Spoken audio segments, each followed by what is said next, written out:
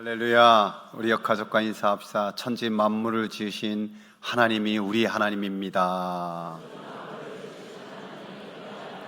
한 번 더 축복합시다. 그 하나님이 당신을 도와주십니다. 아멘. 이런 말을 읽은 적이 있습니다. 30살에 죽었고 80까지 살았다. 말이 좀 안 되지요? 생물학적으로 산 시간은 80년이지만 50년은 마치 죽은 것과 다름없이 살았다라는 겁니다. 중증 요양원에 계셔서 의식 없이 있는 분의 이야기가 아닙니다. 그저 생애에 꿈도 없이 살아가게 될 이유도 없이 그렇게 생물학적으로만 살았다라는 것을 비유한 그런 말입니다. 이런 말도 있죠. 30년 전에 결혼하였고 10년 전에 이혼했고 지금은 그냥 삽니다. 이 말도 이제 서로에 대한 신뢰, 사랑이 다 깨어져 버렸고 정서적 이혼 상태로 그냥 같이 살기만 하고 있다, 뭐 그런 것을 표현하는 말이에요. 신앙에도 이렇게 적용할 수 있습니다. 30년 전에 믿었고 20년 전에는 교사와 찬양대 뭐 이런 여러 가지로 봉사했었는데 지금은 그냥 다니기만 합니다. 복음의 감격, 예배 가운데 하나님의 임재 속에 들어가지 못하고 복음을 전파한다, 나와 상관없는 일로 여기면서 그냥 신앙을 유지하고 있다. 물론 그렇게라도 끈을 잡고 있는 것은 너무너무 귀한 일이랍니다. 하지만 우리가 참 이 땅 한번 살아가는데 삶의 이유도 분명하고 예수 믿는 이유도 분명한 그런 인생 살기를 간절히 소망합니다. 여러분, 예수님 믿습니까? 진짜 믿습니까? 예수님을 믿으면 뭐가 좋을까요? 참으로 예수님을 만나 믿으면 하늘 평화가 임하는 거예요. 이 세상이 줄 수 없는 기쁨을 맛보게 되는 거예요. 우리가 찬양대 찬양한 것처럼 천지 만물을 지으신 하나님, 그 하나님이 우리 하나님이고 이 인류의 역사가 알파와 오메가 되시는 하나님으로 말미암아 운행되어감을 알 수 있는 거예요. 뿐만 아니라 나의 영혼이 어디서 와서 어디로 가는지, 그래서 나는 이 세상 끝나도 갈 데가 있는 사람이다, 첫 천국이 나의 본향이다, 담대히 선포하는 것이 진짜 예수 그리스도를 믿는 거죠. 이 모든 걸 통해서 내가 누군지 알고 내가 무엇 때문에 살아야 되는지 선명하게 하는 것. 그래서 사도 바울은 이렇게 말씀하고 있습니다. 함께 읽어봅시다. 우리 중에 누구든지 자기를 위하여 사는 자가 없고 자기를 위하여 죽는 자도 없도다. 우리가 살아도 주를 위하여 살고 죽어도 주를 위하여 죽나니 그러므로 사나 죽으나 우리가 주의 것이로다. 왜? 날 위해서 예수님이 대신 죽어주셨기 때문에 나는 사나 죽으나 주의 것, 살아도 주를 위해 살고 죽어도 주를 위해 죽습니다. 이 고백이 선명한 거죠. 고백해, 나는 주님의 것입니다. 우리 옆에는 축복합시다. 당신도 주님의 것입니다. 이게 선명하지 않으면요, 다시 예수님 만날 수 있길 바랍니다. 깊이 만날 수 있길 축복합니다. 어느 안병동에서 근무하는 의사가 쓴 글을 읽은 적이 있어요. 이 의사가 보기에 이제 마지막 기대 수명이라고 하잖아요. 어떤 분은 2개월, 어떤 분은 6개월, 뭐 그 정도 의사가 판단하는데, 이 의사가 판단에 따라서 뭐 치료하고 이렇게 하는데, 그 안병동에서 그래도 있기에 무료하잖아요. 그래서 환자들이 종종 모여서 화투를 친대요. 그래서 어떤 분은 아주 기분 좋게 활짝 웃으면서 오랜만에, 야, 나는 오늘 운 좋게 2만 원이나 땄어. 그 옆에 사람이 또 의시되면서, 야, 나는 3만 원이야. 뭐 그러고 기뻐한다는 거예요, 어린아이처럼. 근데 의사가 보기에 이제 얼마 남지 않은 인생에 저 돈 몇 푼 때문에 기뻐하는 것을 보고 너무 서글퍼졌다, 이런 거예요. 너무 서글퍼졌다. 그러면서 그분이 오히려 이런 질문을 해요. 그분들과, 그 안병동에 있는 분들과 우리의 차이가 뭐냐? 몇 개월에서 몇 년 차이고 몇 년에서 크게 해봤자 20년, 몇 년, 이 차이뿐 아니냐라고 말입니다. 여러분, 그렇습니다. 우리가 아침 안개와 같이 빠른 세상 것은 들의 꽃과 같다고 생각하는데 살아야 될 이유, 진지하게 점검해 봐야 되죠. 특별히 연초에 더 그렇지 않겠습니까? 하나님께서 아담과 하와가 범죄하는 순간 놀라운 구원 계획을 이미 세워놓으셨어요. 예수님에 대한 예언이죠. 이 말씀 함께 읽어봅시다. 내가 너로 여사와 원수가 되게 하고 내 후손도 여자의 후손과 원수가 되게 하리니 여자의 후손은 내 머리를 상하게 할 것이요 너는 그의 발꿈치를 상하게 할 것이니라. 이 예언의 말씀에 따라서 먼저 한 민족을 택하는데 그것이 애굽에서 노예로 고통당하는 이스라엘 민족이에요. 그들을 통해서 구원하시고 그들을 통해서 하나님의 역사를 이루어가기를 원하셨어요. 그들을 택한 목적, 그들을 구원한 목적을 성경은 이렇게 말씀하고 있어요. 너희가 내게 대하여 제사장 나라가 되며 거룩한 백성이 되리라. 이것도 제가 아주 못이 박히도록 하는 말씀 아닙니까? 한 번 더 말해볼까요? 제사장 나라, 거룩한 백성. 이게 오늘 우리에게도 사명인데요. 제사장이 뭘까요? 제사장은 그 사람들과 하나님 사이에 서서 그들을 연결시키는 역할을 하는 것이 제사장이에요. 그럼 제사장 나라라는 것은 하나님을 믿는 나라가 하나님을 알지 못하는 나라를 연결시켜서 하나님을 믿도록 하는 사명이 제사장 나라예요. 근데 그렇기 위해서는 거룩한 백성이 되어야 되는데 안타깝게도 이스라엘 나라는 선민 사상에 쌓여져 버렸어요. 우리만 하나님의 백성, 하나님이 택하신 민족.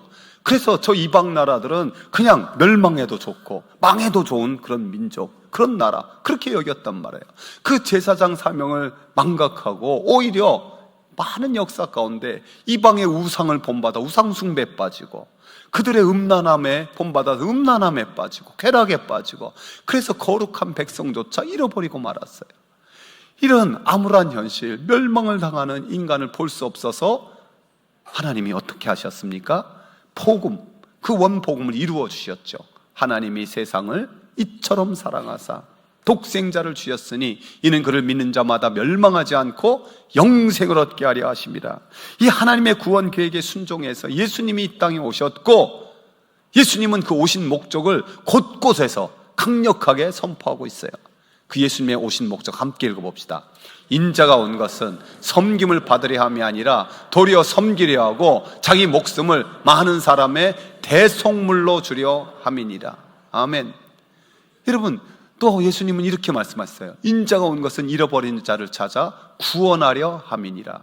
저 뒤에 히타 좀 꺼주실래요?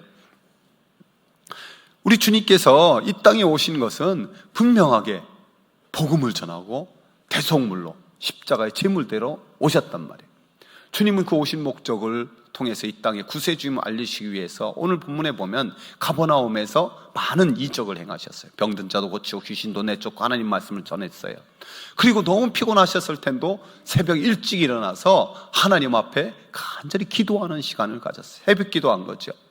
주님께서는 사람의 인기나 사역에서 한 걸음 물러나서 하나님과의 관계를 다시 새롭게 함으로 세임을 받으시고, 근데 그걸 모르는 제자들 흥분하는 거예요. 처음부터 인기 폭발이다, 인기 폭발이다. 많은 사람들이, 모든 사람이 주를 찾아옵니다. 그냥 여기서만 있어도 다 몰려올 겁니다. 근데 주님께서는 그 제자들 향해서 이렇게 말씀하십니다. 함께 읽어봅시다. 우리가 다른 가까운 마을로 들러가자. 거기서도 전도하리니 내가 이를 위하여 왔노라. 주님이 뭐하러 왔어요? 전도하러 왔다는 거예요. 가버나움에는 충분히 복음이 전해졌다. 이제 다른 곳에 가서 내가 복음을, 내가 구세주임을 전해야 되겠다. 이 복음의 열정, 그것이 삶의 이유가 되었어요. 여러분, 교회, 주님의 피로 값주고 샀다라고 그래요. 그 주님의 피로 값준 교회, 물론 교회 정의부터 좀 선명히 할 수 있어야 되죠. 부름받은 사람들의 모임이 교회잖아요. 그러니까 우리 교회로만 국한해 보면은 구미시민교회, 부름받아 하나님께서 부름받은 사람들의 모임, 그러니까 큰 교회라서 구미시민교회가 있어요. 근데 우리 교회는 또 작은 교회들이 많이 있어요. 지금 영화부부터 청년부까지 부서마다 예배 드렸어요. 이것도 교회예요. 그리고 구역도 교회고요. 더 작게는 우리 가정이 또한 주님의 몸된 교회인 줄 믿습니다. 더 작게는 나 자신, 우리 한 사람 한 사람이 주님의 피로 값주고 산 교회예요. 한번 고백해 봅시다. 내가 교회입니다. 내가 움직이는 교회입니다. 우리 옆 사람 또 축복해요. 당신이 교회입니다. 그 주님의 피로 값진 교회는 주님의 삶의 이유와 목적이 같아야 되는 거예요. 그래서 에밀 브루너라는 신학자는 이런 말을 했습니다. 전도하지 않는 교회는 죽은 교회이다. 살아 움직이는 교회는 전도하는 교회이다. 불이 타오를 때 불이듯이 교회는 전도할 때 불이다. 전도하지 않으면 교회가 아니라는 거예요. 이것을 일평생 몸바쳐 던진 분들이 선교사님들이잖아요. 그래서 우리나라도 이 선교사님들이 와서 복음을 전해서 지금 한국교회가 이루어졌는데요, 그 선교 초기의 역사를 보면은 눈물 없이 볼 수 없는 그런 기록들이 많이 있어요. 우리가 조금 전에 부른 예수님은 누구인가 96장 찬송을 지은 분은 밀러라는 선교사님인데, 이분은 한글 이름도 가졌어요. 민로아라는 이름이에요. 여러분이 찬송가 96장 보면 거기 작사가에 민로아라고 써 있을 거예요. 이 민로아 선교사님이 복음을 전하고자 이 땅에 왔는데 얼마나 140년 전 척박하고 열악했습니까? 그래서 그 민노아 선교사님 아기를 갖지 못했는데 6년 만에 아기가 생겨서 너무 감사했는데 그 아들이 그만 8개월 만에 하늘나라로 가요. 둘째도 생겼는데 둘째는 낳자마자 또 하늘나라로 가요. 그 충격이었는지 너무 어려웠는지 아내가 1년 후에 또 하늘나라 가요. 여러분, 그런 형편에서 얼마나 절망하고 얼마나 낙담했겠습니까? 사람들마다 야, 예수가 누구라고 저런다냐, 지네 나라 미국으로 가버리지, 하나님이 살아계신 한 거냐, 이런 눈총으로 가득 찬 것 같은 마음이 드는 거예요. 그 가운데 이 민노아 선교사님이 자기 신앙 고백으로 부른 찬송이 바로 이 찬양이에요. 우리 그 마음 가지고 한번 이번엔 박수 치면서 한번 96장 예수님이 누구인가 함께 한번 찬양해 봅시다.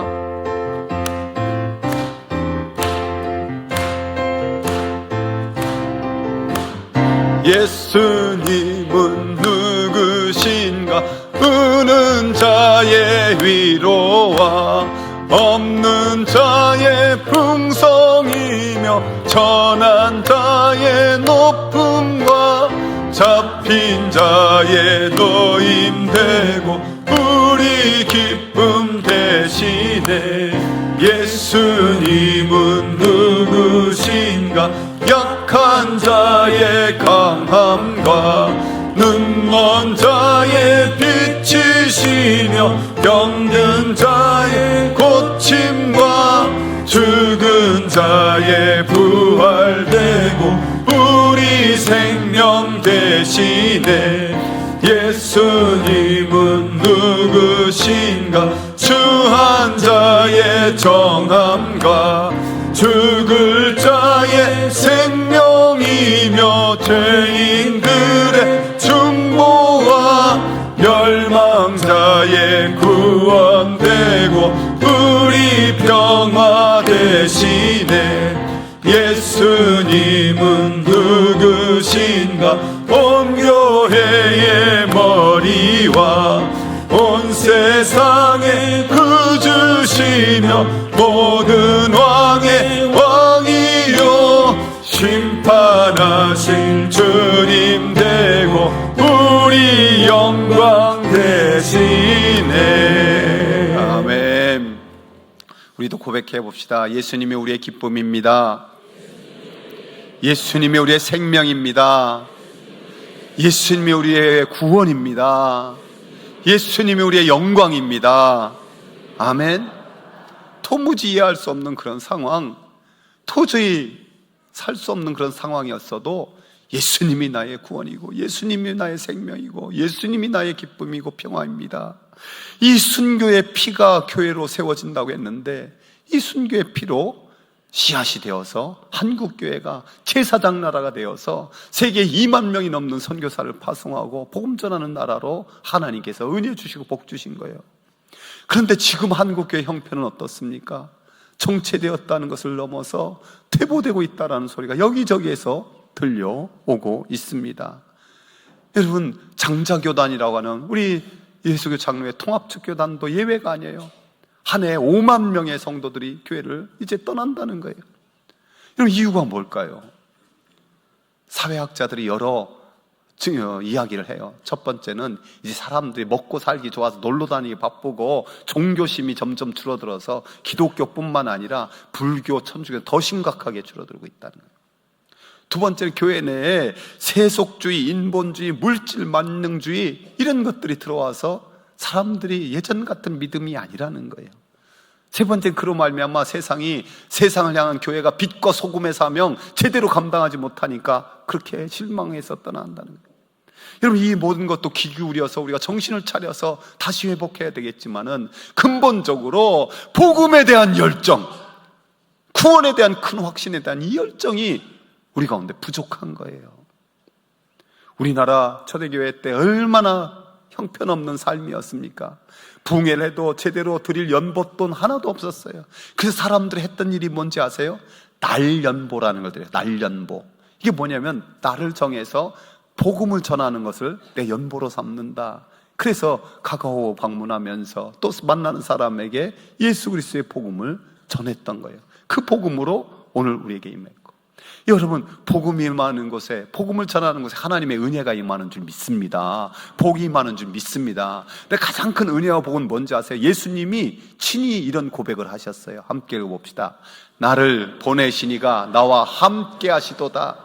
나는 항상 그가 기뻐하시는 일을 행함으로 나를 혼자 두지 아니하셨느니라. 하나님이 함께 하시는 것, 하나님이 기뻐하시는 일을 하니까 하나님이 혼자 두지 않는 것, 이거가 은혜예요. 그래서 분명히 모든 역사는 전도하는 개인이나 전도하는 가정이나 전도하는 교회나 전도하는 나라, 선교하는 나라가 은혜와 복을 받습니다. 하나님께서 혼자 두지 않으시기 때문에. 그래서 하나님이 함께 하시, 형통함으로 말미암아 길이 나는 거예요. 하나님 함께 하심으로 사막 같은 인생에도 은혜의 강물이 흐르는 거예요. 할렐루야. 예수님께서 안식일에 손 마른 사람을 고쳐주었어요. 사람들이 안식일에 왜 그런 일을 하냐 하지만, 주님께서는 사람이 안식일을 위해서 있는 게 아니라 안식일이 사람을 위해서 있는 거라, 한 영혼을 천하보다 귀하게 여기시고 그 사랑의 말씀을 해주셨죠. 맥스 루케이도는 그 뒤의 일을 이런 상상력으로 그 책에 소개하고 있는데요, 그 손 마른 사람에게 예수님이 물어봐요. 야, 너 이제 두 손이 건강해졌으니까 그 손 가지고 뭐 하고 싶냐? 제가 그동안 손이 불편해가지고요, 남들에게 이렇게 도움만 받고 살았는데 이제 도와주면서 내가 내 일을 하면서 그렇게 유익이 되는 사람이 되고 싶어요. 내가 가족들을 안아주고 아이들을 좀 이제 제대로 안아주고 아내도 안아주고 그렇게 살 거예요. 제가 무엇보다 이 두 손 가지고 손뼉 치면서 손 들고 하나님을 찬양하고 싶어요. 이렇게 여러 가지 이유를 말하다가 그 사람이 주님께 오히려 물어봐요. 제 소원을 물어보셨으니까 저도 주님의 소원은 무엇이냐고 물어봐야 될 것 같아요. 이게 예의잖아요. 주님이 이렇게 대답하셨대요. 나는 내 아버지께서 창조하신 인류의 구원에 관한 관심으로 밤을 지새우는 사람들이 예배 장소를 가득 메우는 날을 꿈꾼단다. 상한 몸과 상한 심령, 소망 없는 미래와 영원한 지옥을 걱정하는 사람들 말이야. 내 이름으로 모인 사람들이 아버지의 사랑으로 가득 차고 나아가 그 사랑을 주위에 전하며 구원의 역사로 부흥의 날이 어서 왔으면 좋겠구나. 내 제자들이 남을 위해 기도하고 사랑으로 섬기며 그들을 온전한 인생길로 이끌면 얼마나 좋겠느냐. 철저한 사랑과 멀리 하늘나라까지 바라보는 그런 시각으로 그리스도를 전하는 사람들이 예배의 중심부에 메우는 날을 보는 것이 내 꿈이란다. 여러분, 우리는 우리 자신의 꿈이 참 중요하잖아요, 인생에서. 그런데 그리스도인들은 내 꿈보다 주님의 꿈이 더 중요한 사람인 줄 믿습니다. 우리가 신앙생활하는 것, 믿음의 결국은 영혼의 구원이라 했으니, 영혼 구원이에요. 하지만 구원은요, 결승점을 통과하는 게 아니에요. 이제 출발선에 서는 거예요. 출발선에 서서 사명을 위해서 뛰어가는 게 구원이에요. 결승선은 언제입니까? 하나님 나라 가서 주님 앞에 뵙는 날이 결승선에 서는 날 아닙니까? 여러분, 그 결승선에서 천국을 이뤄가서 우리가 달려가야 되는데, 사도 바울이 그 사명을 이렇게 고백하고 있어요. 내가 복음을 전할지라도 자랑할 것이 없으면 내가 부득불할 일입니다. 부득불해야 된다. 만일 복음을 전하지 않으면 내게 화가 있을 것이다 라고. 이 주님 다시 오심을 기다려서 달려간 사도 바울, 의의 면류관이 나에게 예비되어 있고 나뿐만 아니라 모든 자에게다 고백하면서, 사도 바울이 근본적으로 가졌던 가장 귀한 면류관을 뭐라고 고백하느냐? 말씀 읽어볼까요? 그러므로 나의 사랑하고 사모하는 형제들, 나의 기쁨이요 면류관인 사랑하는 자, 이와 같이 주 안에서 서라. 자기가 전도한 영혼들이 면류관이라는 거예요. 자랑이고 기쁨이라는 거예요. 그래서요, 우리가 꿈을 이렇게 말했으면 좋겠어요.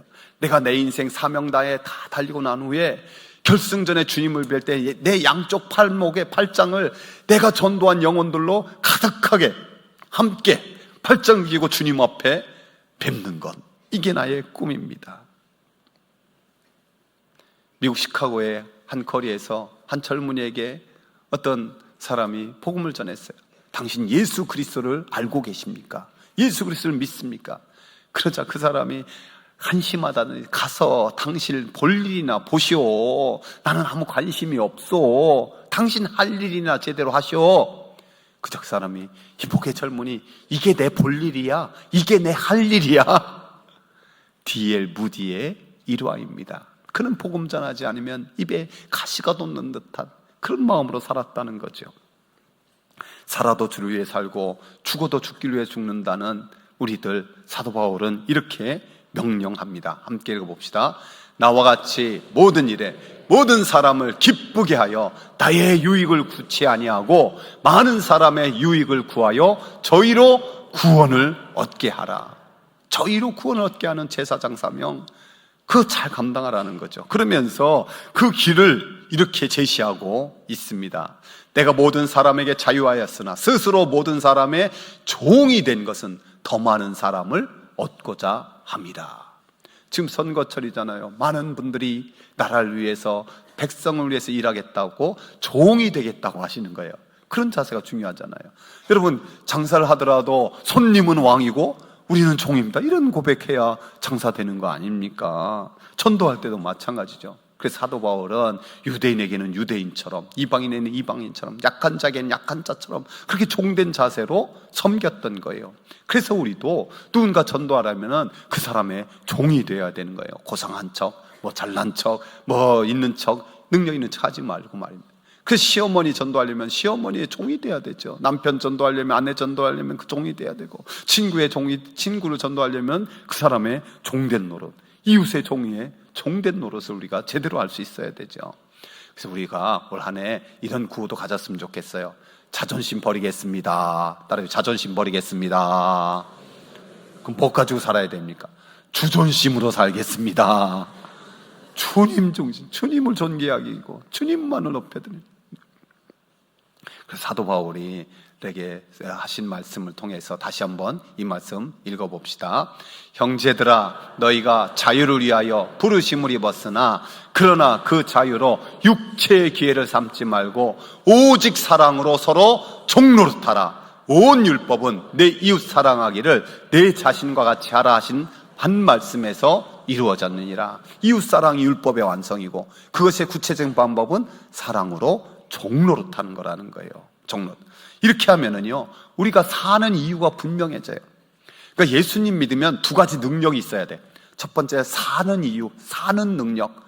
나는 기쁘고 감사하고 행복하게 살겠습니다, 이 사는 능력.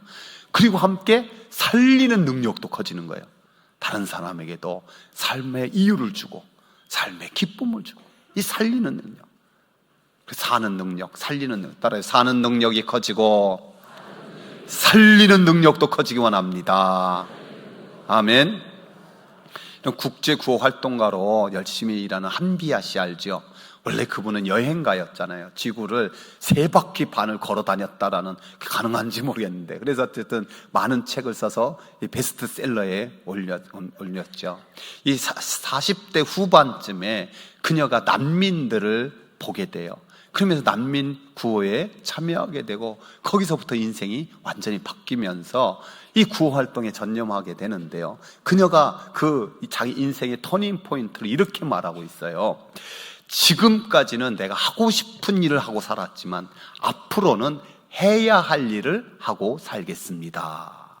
무슨 말이냐면은, 지금까지는 내 하고 싶은 일, 여행만 다니고 이렇게 즐겁게 살았는데 이제는 해야 할 일, 마음에 빚진 마음, 이건 꼭 해야 되겠다, 내 생에 드릴 가치가 있다, 그걸 위해 살겠다라는 거예요. 그래서 월드비전의 긴급구호 팀장으로 열심히 살아가고 하고 있죠. 여러분, 하고 싶은 일을 하면 사는 것도 상당히 재미있을 거예요. 버킷리스트 만들어가지고 하나하나 지우면서 난 이것도 해봤다, 이것도 해봤다, 재미있죠. 그러나 그리스도인들은 경우가 달라요. 여러분 생각해 보시죠. 내 소원대로 해야 할 일, 하고 싶은 것만 하고 살았다가 어떻게 되겠습니까? 우리에게는 분명히 해야 할 일이 있는 거예요. 장그리니에는요, 이런 말을 그래서 하더라고요. 사람은 하고 싶은 일을 할 때보다 해야 할 일을 할 때 더 행복하다. 우리 학생들 공부하는 게 무슨 해야 할 일, 이게 행복합니까? 직장 다니는 거, 일하는 거, 이게 뭐가 행복합니까? 근데 여러분 잘 생각해 보세요. 깊은 행복, 높은 행복이 뭐냐? 하고 싶은 일만 하는 것은, 그게 그렇게 살아서 우리 그리스도인들이 왜 행복하지 않냐? 간단해요.